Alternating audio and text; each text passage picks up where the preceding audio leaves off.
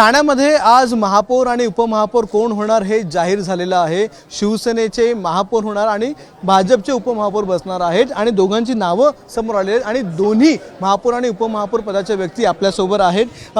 शर्मिलाताई आपल्याबरोबर आहेत ज्या महापौर असणार आहेत आणि कृष्णा सर आहेत जे उपमहापौर असणार आहेत। मॅडम, सुरुवात तुमच्यापासून करतो। महापौरपदी तुम्हाला बसण्याची संधी दिली, शिवसेनेचे एका हाती सत्ता होती, 75 नगरसेवक होते आणि एकनाथ शिंदे यांनी तुमचं नाव जाहीर केलं। काय भावना आहेत?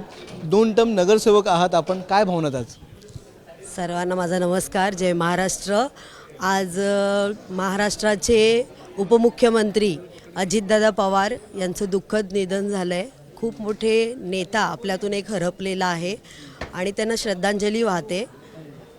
महाराष्ट्र राज्याचे लाडके उपमुख्यमंत्री एकनाथजी शिंदे साहेब यांच्या आशीर्वादाने खासदार साहेब नरेशजी मस्के साहेब यांच्या आणि जिल्हा प्रमुख मीनाक्षीताई यांच्या मार्गदर्शनाने आज मी महापौर पदाचा फॉर्म भरला आहे आणि एवढंच सांगेन की ठाणे जिल्ह्याचं काम करण्याची संधी एकदा मिळाली आहे प्रथम नागरिक म्हणून आणि या संधीचं सोनं करणं आज आपले उपमहापौर कृष्णा पाटील दादा यांचाही फॉर्म इथे भरला गेला आहे। एक हाती सत्ता जी आपण आणली आहे आणि त्यानुसारच आम्ही एकजुटीने आणि आपल्या उपनेते एकनाथजी शिंदे साहेब यांच्या मार्गदर्शनाखाली या ठाणे महानगरपालिकेचं काम चांगल्या पद्धतीने करण्याचा प्रयत्न करेल। एक प्रश्न विचारायचा वाटतो की महापौरपदी याच्या आधी जर आपण पाहिलं अनेक मोठमोठ्या व्यक्ती बसतात ज्यानंतर अनेक मोठमोठ्या पदांवर गेलेल्या आहेत। काय अपेक्षा आहेत किंवा महापौरपदी बसल्याच्या नंतर काय अशी गोष्ट आहे जी करायची आहे जी महापौर बनल्याच्या नंतर तुम्ही करणार आहात?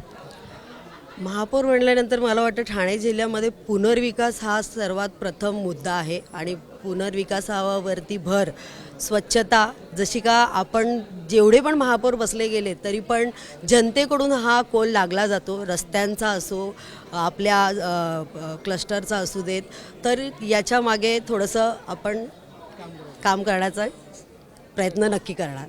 आपल्याबरोबर कृष्णा पाटील सर आहेत। सर, भाजप आधी म्हणत होतं की आम्ही एक अंकुश ठेवायची भूमिका घेणार, पण आज सत्तेमध्ये सहभागी झालेले आहात, उपमहापौर पदावर तुम्हाला पक्षाने संधी दिलेली आहे, किती मोठा मान वाटतो, काय प्रतिक्रिया?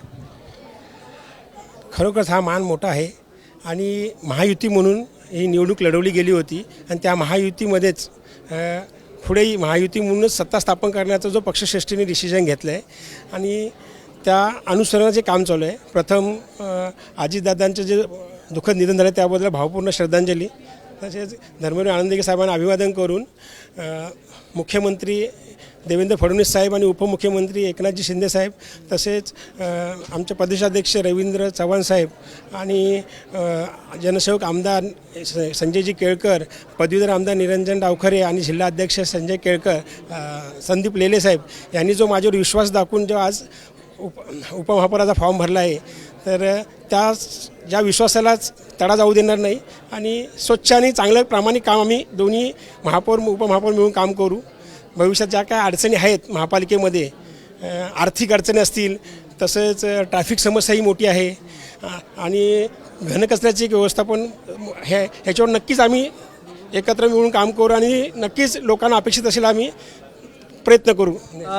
एक प्रश्न विचारायचा वाटतो, आज बाबा असते तर काय वाटलं असतं त्यांना, कारण की गेल्या वर्षी त्यांचं निधन झालं, आजचा दिवस त्यांनी बघायला हवा होता। आज हे सगळं माझी आई वडील धर्मवीर आनंदगे साहेब यांच्यापासूनच आम्ही प्रेरणा घेऊन मी काम चालू केलेलं आहे आणि गेली 25 वर्ष आम्ही ह्या नगरसेवक क्षेत्रात आमची पुरी फॅमिली आहे आणि नक्कीच ते आज इथं आमच्यात असते तर त्यांना भरपूर ऊर भरून आला असता आणि त्यांना मोठा हे आनंद वाटला असता, अभिमान वाटला असता। त्यांच्या आठवणी त्या आम्हाला नेहमी। तुमचे डोळे भरून आलेले आहेत। मॅडम, तुम्हाला देखील विचारायचं वाटतं, भाजप तुमच्या बरोबर असणार आहे, 1.25 वर्षांचा एक फॉर्म्युला सांगितला गेलेला आहे, 1.25 वर्ष हा तितकासा पुरेसा काळ वाटतो का? काय जे कामं करायची आहेत किंवा अनेक प्रश्न आहेत ठाणेकरांचे ते पूर्ण करायचे आहेत, काय वाटतंय? महायुतीने हा निर्णय घेतलेला आहे आणि आमच्या मुख्य नेत्यांनी जो निर्णय घेतलेला आहे त्याला आम्ही पाठिंबा दिलेला आहे आणि त्यांच्या मार्गदर्शनाखालीच या ठाणे महानगरपालिकेचं काम करण्यात येईल। तर ठाण्याचे ठाण्याच्या महापौर शर्मिलाताई आणि ठाण्याचे उपमहापौर जे भाजपचे आहेत कृष्णा पाटील आपल्याबरोबर होते. दोघांकडे आता ठाण्याची धुरा असणार आहे, ठाणे महानगरपालिकेची धुरा असणार आहे. अनेक प्रश्न आहेत, ट्रॅफिकची समस्या गंभीर आहे, घनकचऱ्याची समस्या गंभीर आहे, अनेक प्रश्न आहेत. मात्र हे सगळे प्रश्न एकत्रितरित्या आम्ही सोडवण्याचा प्रयत्न करू. आमच्या कार्यकाळात हे सगळे प्रश्न आम्ही संपवून टाकू असा विश्वास या दोघांनी देखील व्यक्त केलेला आहे. पाहूयात आता सत्ताधारी शिवसेना आणि त्यांच्यासोबत असलेली भाजप येणाऱ्या 5 वर्षांच्या काळामध्ये कशा प्रकारे ठाणे महानगरपालिकेमध्ये त्यांच्या नागरिकांचे प्रश्न सोडवण्यासाठी प्रयत्न करतात. कॅमेरामन विनयसह अक्षय भाटकर, एबीपी माझा, ठाणे. एबीपी माझा, उघडा डोळे बघा नीट.